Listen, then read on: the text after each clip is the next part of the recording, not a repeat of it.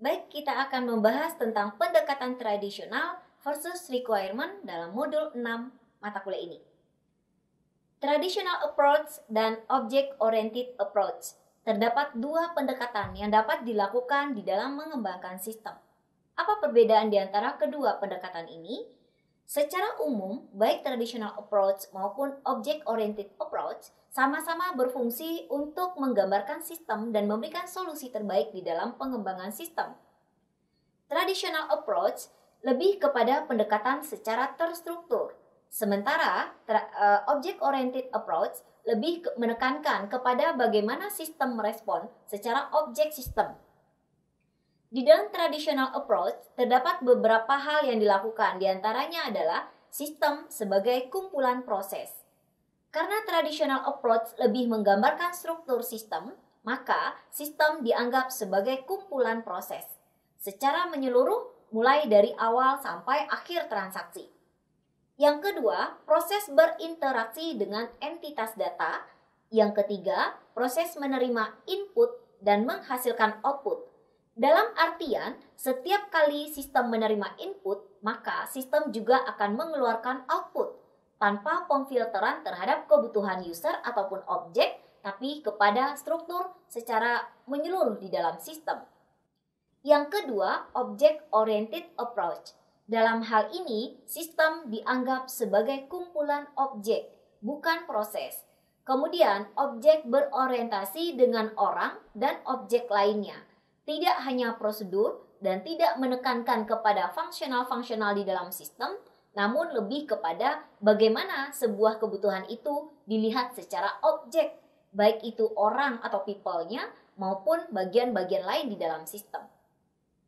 Yang ketiga, objek mengirim dan merespon pesan.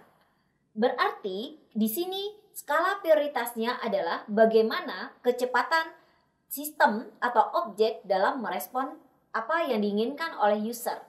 Stimulus yang diberikan kepada sistem adalah untuk kecepatan dalam merespon kebutuhan dari objek.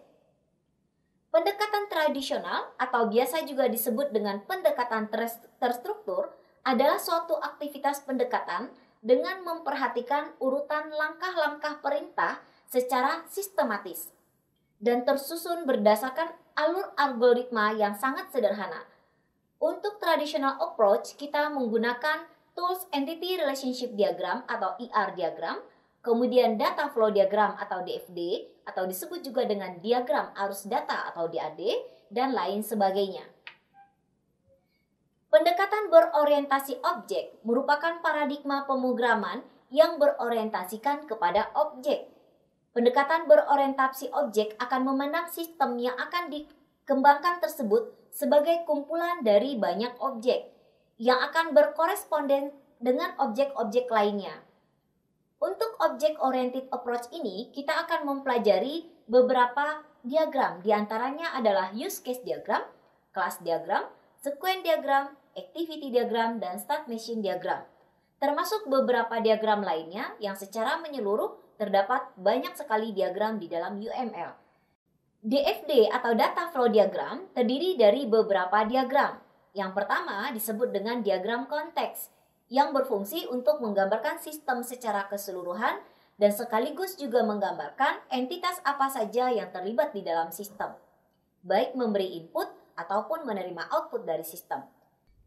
Yang kedua disebut dengan diagram overview atau diagram level 0 atau disebut juga dengan diagram zero.